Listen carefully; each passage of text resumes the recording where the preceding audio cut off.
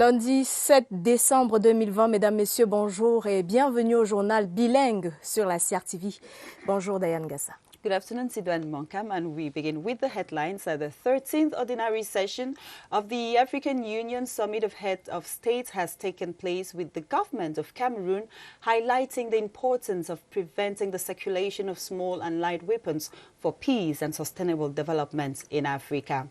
And today, December 7, Cameroon joins the international community to commemorate Civil Aviation Day. The purpose of the day is to help generate and reinforce awareness of the importance of international civil aviation to the social and economic development of states, and also achieving rapid transit network at the service of all mankind.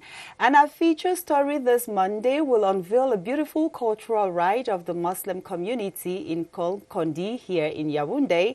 The enthronement ceremony of the new traditional ruler El Haj Ousmane Dawai in the strict respect of Muslim cultural values. Don't miss this exclusive cultural adventure with our guide, Christelle Fouda, towards the end of our newscast.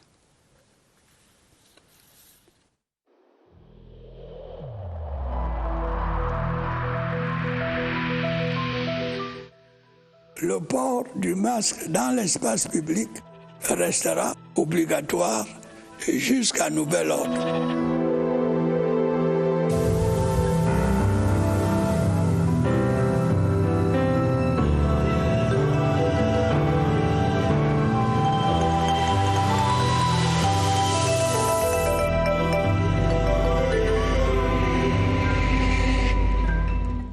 Bienvenue une fois de plus, mesdames, messieurs. Ouvrons ce journal par l'actualité des régionales 2020.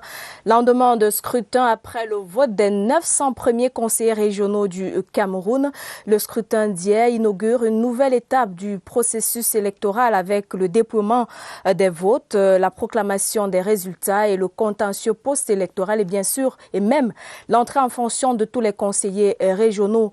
Le tour strictement encadré par le code électoral reparcouru pour nous par Éric Benjamin Lamère. Conformément à la loi, les résultats des élections régionales seront connus au plus tard à 18 h le mercredi 9 décembre prochain.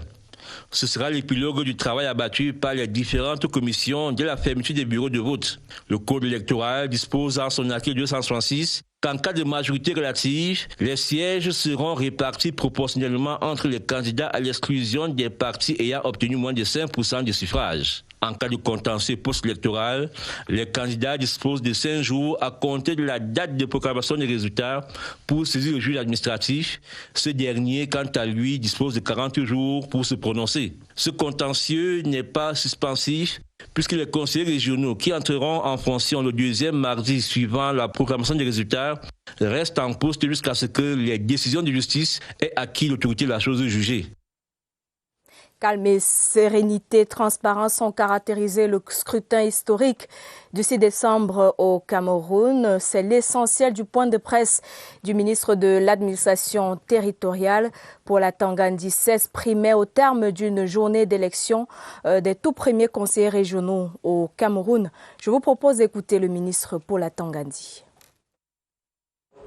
En sa qualité d'agent du gouvernement dans le processus électoral, le ministre de l'administration territoriale, à travers les autorités administratives, a assuré un encadrement sécurité optimal à ELECAM, organe indépendant chargé de l'organisation des élections, aux candidats, aux électeurs, ainsi qu'à l'ensemble du processus.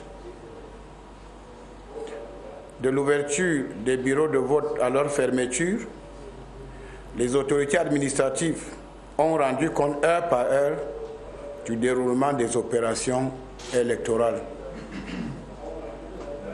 À l'heure qu'il est, le ministre de l'administration territoriale peut dire avec certitude que l'élection des conseillers régionaux s'est déroulée dans la sérénité, le calme et la tranquillité. Thanks for your kind attention. And we continue talking about the maiden edition of the maiden municipal council elections in the country. Municipal councillors and traditional rulers have cast their civic duty of voting, carried out their civic duty of voting in different parts of the country. Yesterday's voting, however, is only a means to an end to the elections process and not the end in itself. Here now is Mokwele Prince Will with what happens after the election.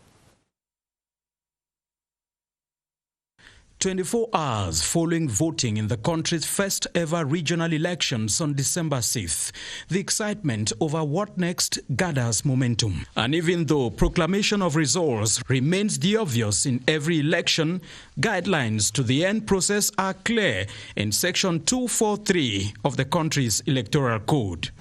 The local commissions are now counting the votes, after which they will fill the election reports and forward them to the different regional supervisory commission.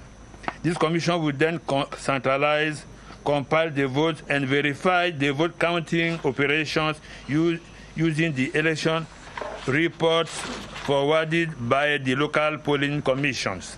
Moreover, they will proclaim results of the election of regional councillors at the level of the constituency concerned, no later than 72 hours as of the close of the polls. The law equally makes provision for entertaining post-election disputes, where petitions, for example, are filed in within 5 days following proclamation of results, and the competent court given 40 days to make its judgment known. For the 14 political parties who sought the votes of 10,236 municipal councillors and 200 traditional rulers voted by their 14,002 peers, the wait may not be too long to know the who is who in these pioneering elections. And we leave the regional council elections for now to talk about the 13th ordinary session of the African Summit of Heads of State and Government that opened yesterday via video conferencing, with the government of Cameroon insisting that preventing the circulation of small and light weapons is among the surest means to ensure sustainable development. External Minister Jean Bella Mbella echoed Cameroon's opinion of points of view at the close of the summit that was yesterday. As Charles Ebone reports, yesterday's session, which focused on silencing guns, was presided by the African Union Chair, President Cyril Ramaphosa of South Africa.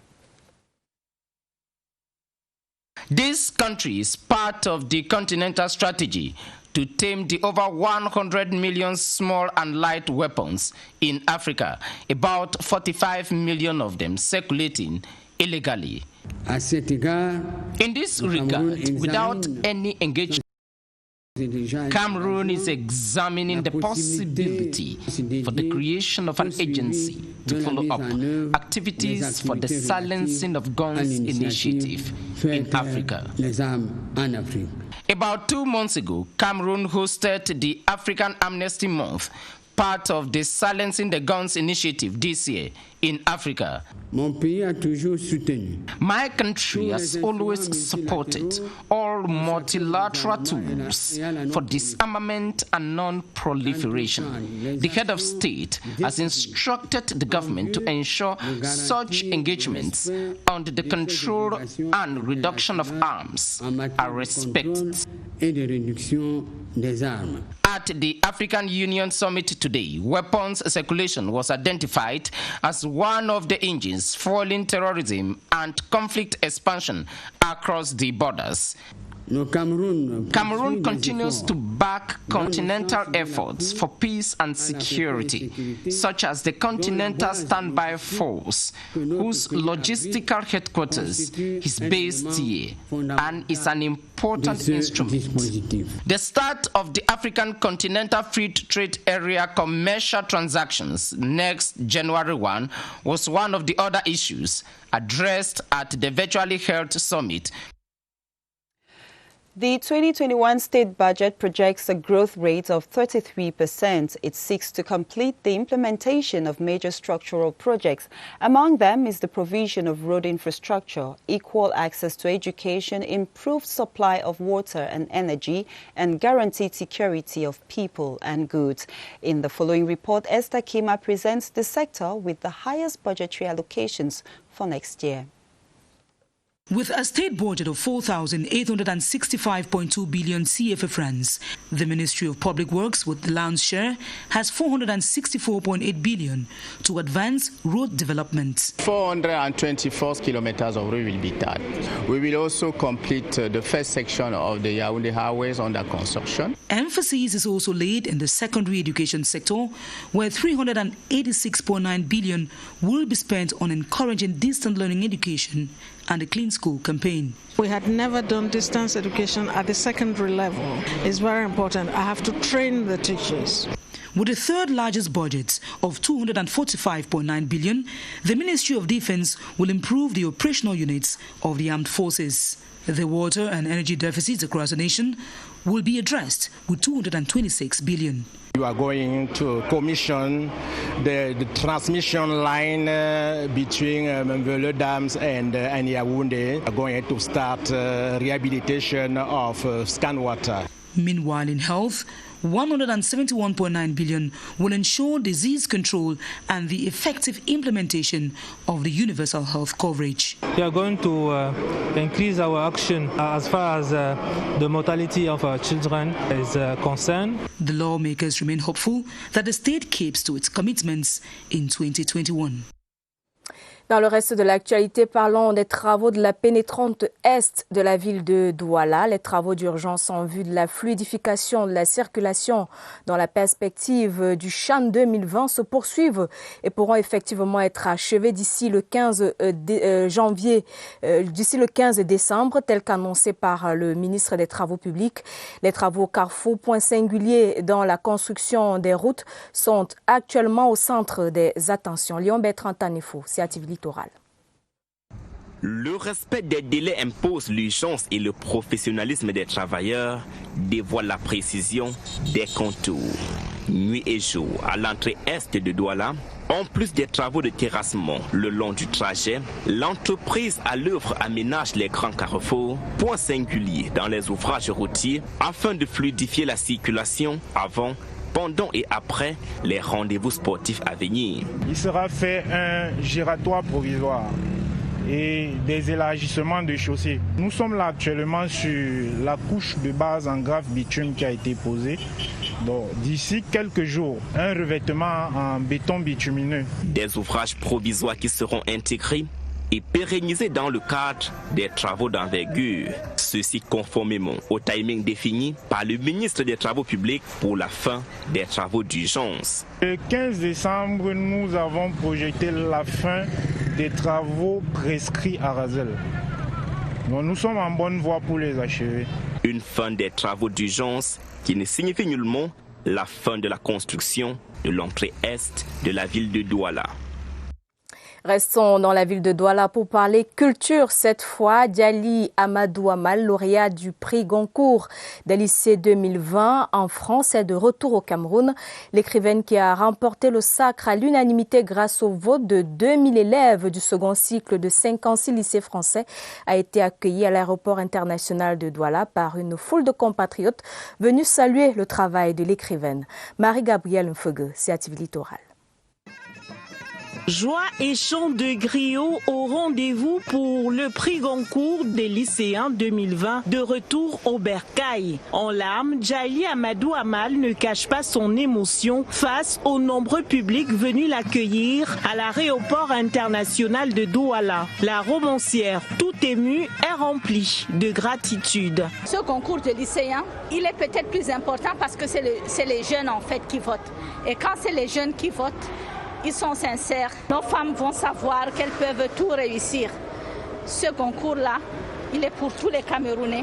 La nombreuse communauté du Grand Nord du Vouri a fait le déplacement pour venir témoigner son soutien à sa fille, sœur et femme qui a honoré la communauté de son sac. Cette Camerounaise partie du Sahel a brillé sur le monde littéraire et cela nous réconforte dans l'éducation de la jeune fille. Cela nous encourage à mettre un accent particulier sur l'éducation de la jeune fille, de la jeune femme du Grand Nord. Pour les autorités, le Cameroun littéraire est véritablement au pinacle. Sidjali Amadou Amal est la deuxième écrivaine camerounaise à recevoir cette prestigieuse récompense après Léonora Miano en 2006. Cela démontre à suffisance que la littérature camerounaise a encore de beaux jours devant elle. Et toutes nos félicitations encore à Djali Amadou Amal. Visite de travail du secrétaire d'État auprès du ministre des Enseignements secondaires, Boniface Bayaoula, à Yagua, dans le département du Mayo-Dana et région de l'extrême nord. Le membre du gouvernement a visité les chantiers de construction du lycée technique professionnel agricole de Yagua, bientôt opérationnel. Diamouaman, CRTV extrême nord. Le chantier de la construction du lycée technique professionnel agricole de Yagua, commencé en 2017, traîne encore. Bâti sur 36 hectares, cet établissement scolaire spécialisé offre une formation en filière de transformation agricole, animale et de produits dérivés. Et pour relancer les travaux, une enveloppe de 310 millions de francs CFA a été débloquée. Pour l'aboutissement heureux de ce projet, il faut une implication de toute la communauté éducative. Il revient donc à chacun de jouer pleinement sa partition. Sur un autre plan, les enseignements secondaires et l'IAI Cameroun manquent dans la main pour une synergie de développement numérique. Cette grande cérémonie est le fruit du partenariat entre le ministère des enseignements secondaires et l'IAI qui veut former plus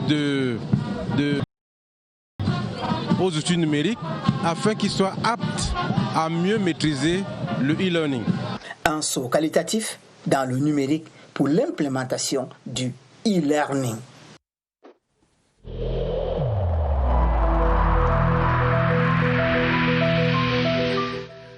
Il est essentiel. Each of us must comply with the measures that have been taken.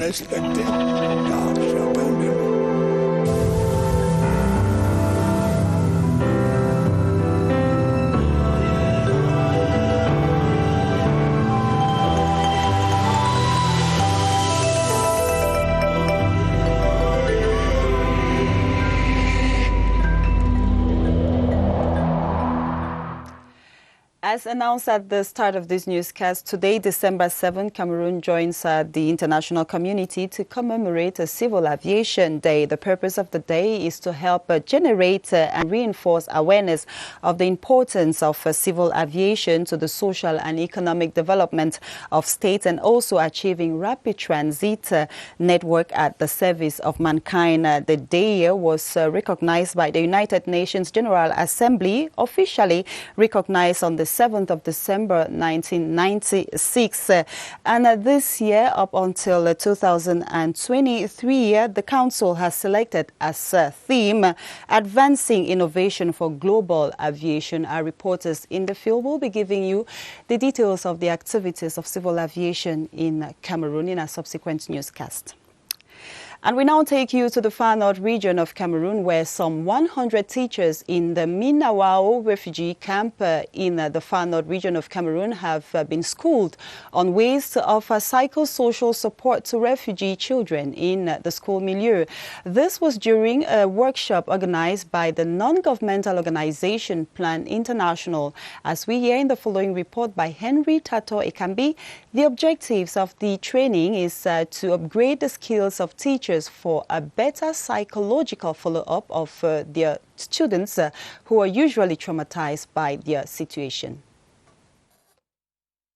Refugee children in the Minawawo refugee camp have lost one or both parents, properties and other valuables, leaving them in a state of trauma. This explains Plan International's initiative to train 100 teachers in a workshop so as to permit them to improve their teaching skills and also help these children psychologically. Children from this refugee camp are those who witness some situation which can give them the traumatism. So we approach the regional delegation of education to see how we can support these children.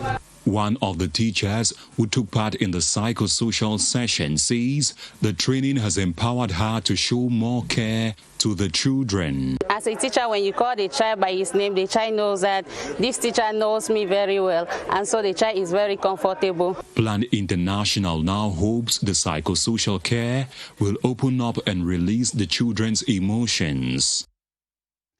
Inhabitants of Bangwa and Bagang Fokam in Day Division and Badrefam in Kunke Division have expressed gratitude to the President of the Republic for ongoing construction of the road linking Bangwa, Badrefam and Bagang Fokam in the West region of Cameroon. They channeled their message to the Minister of Housing, Urban Development, Celestine Kecha Cortes, while on a working visit to that part of the country. Chanceline Nanze completes that story for the Midday Newscast. Workers of the company constructing the 10 kilometers road linking Bangwa, Badrefam and Bagang Fokam are at work. The stretch has been well traced and gutters are being created. The execution rate stands at close to 40%. For the 5 kilometers Chantal Bia Avenue in Bangangte, works are at 60%. The Minister of Housing and Urban Development has expressed satisfaction with the rate of advancement and has instructed the different companies working on these roads to make use of the dry season and complete the project. I'm very happy on what have been done. And actually, I've asked all of this company to give me the planning of achievement. And I want to see all these contractors working by taking into consideration the well-being of the population. That means they should keep in mind that there will be no dust. The inhabitants of these villages have said at the stage where constructions are, the roads have greatly improved on their living conditions, stating that upon completion, they will facilitate the transportation of farm produce to the market. To show their gratitude, the rulers of Bangwa and Bagang Fokam offered the minister traditional articles. The Minju boss also made a stop at the new building of the Bangangte Council. And in culture, the election for board chair and vice of the Cameroon National Musical Arts Corporation, SONACAM, is scheduled for this 12th of December. Ahead of the day, renowned artist Ate Bazor, who is going in as board chair of SONACAM, has launched campaigns in Douala. He met with other artists this weekend in the littoral, where he presented his team and made known his plan of action. Cynthia Etim tells us more from Douala.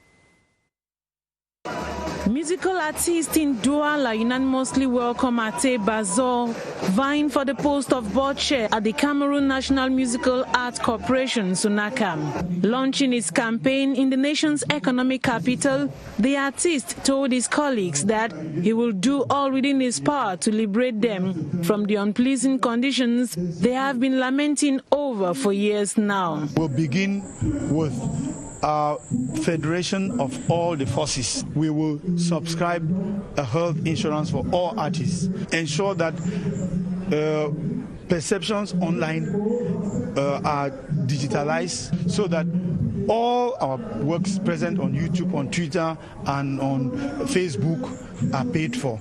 So we have a consistent program that will bring the Cameroonian artists out of the misery into which people have plunged in. The artists, on their part, are hopeful that the candidate Ate Bazor's vision for the future of the music industry will bring a positive change. I decided to link with Ate Bazor. We work on the distribution, on copyrights in music in Cameroon. Ate Bazor is the best candidate we can have.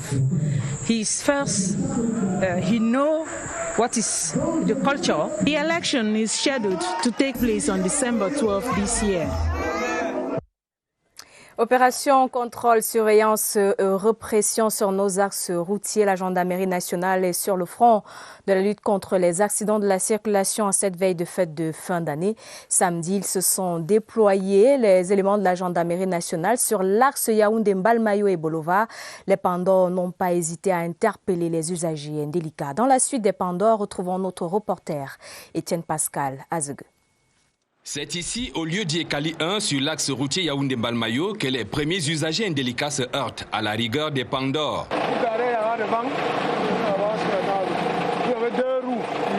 La suite se gère sans état d'âme auprès du lieutenant Motomba. Le cliché des infractions est identique à la sortie sud de la ville de Mbalmayo, plus précisément à Oyak. Dépassement de vitesse, non-respect des mesures barrières, ceinture de sécurité non ajustée. Des comportements qui peuvent avoir des conséquences fatales sur la route en cette veille de fête de fin d'année. Ce n'est pas de gaieté de cœur que acceptent qu'on leur dise qu'ils ont commis telle ou telle infraction. Il y a les gens qui ne comprennent pas qu'ils doivent porter les cache-nez. C'est le rappel que nous leur faisons. Et tant mieux jusqu'à présent, les éclats de voix sont toujours bien gérés. Le deuxième détachement de la gendarmerie nationale compte ainsi multiplier les descentes sur cet axe routier qui dessert la région du Sud. Monsieur le CED a demandé que l'appréhension routière aide les citoyens camerounais à bien passer les fêtes de fin d'année. L'opération va s'étendre sur l'ensemble du territoire national avec les autres unités de la gendarmerie nationale. Et place à présent à la page magazine du 12h qui nous conduit en Kolkondi dans l'arrondissement de Yaoundé 5. Les populations et la grande communauté musulmane là-bas accueillaient leur chef, El Hadj Ousmanou Dawai. Il a été intronisé dans le respect des rites et de la tradition musulmane. Une cérémonie en présence de Mohamedou Mustafa, secrétaire général adjoint de la présidence de la République. Christelle Fouda. Fantasia tel le septentrion sous le ciel de Yaoundé 5. El Hadj Ousmanou Dawai présidera désormais aux destinées des populations et de la communauté musulmane du bloc 7 en Kolkondi. Intronisation suivie de bout en bout par des personnalités, au premier rang desquelles le secrétaire général adjoint de la présidence de la République. Vos sujets, vos supérieurs respectifs, vos collègues, tout le monde attend. Et nous sommes tous sûrs que vous allez réussir. Vous avez toutes les qualités requises. Adoubé par ses pairs venus de tous bords, El Hadj Ousmanou Dawai se dit engagé à veiller au bien-être de ses administrés. Le développement de ce quartier, c'est le défi que j'ai à relever ici. Nous allons recenser les musulmans et les faire comprendre que la religion est avant tout. Âgé de 48 ans, le natif de Mokolo et député de la nation est marié et père de plusieurs enfants. And in sports, 12 football teams have started a mini tournament known as Festi Solidarité at the CAF Excellence Center in Bankomo. The tournament, organized against the backdrop of no football championships in the country for some time now, seeks to activate most of the players who had been on hibernation. Daniel Ekonde reports on the tournament. Once again, football is back on the pitch. Not a regular tournament, but at least month-long football to keep 12 professional teams busy in the absence of a football league. So I think that is a good opportunity to the team to prepare the new season, and for the national team, APRIM, intermediary selection, under 13, to prepare their international competition. Donc I think it's a good opportunity to the coaches to see the players and then they prove them in this competition. One of the teams engaging in the Festi Solidarité are the Under-20 Lions of Cameroon, who are getting ready for the regional UNIFAC tournament to take place this December in Equatorial Guinea. The event, which ends on January 10, will also have the Intermediate Lions take part. La fin de cette édition d'information sur la CRTV. Mesdames, Messieurs, merci de nous avoir suivis. Merci de choisir la CRTV. Demain, nous vous retrouvons pour une nouvelle édition du 12h. À demain, Diane Gassa. Tomorrow is another day. Sidouane Monkam. Do have a beautiful day in the company of our programs.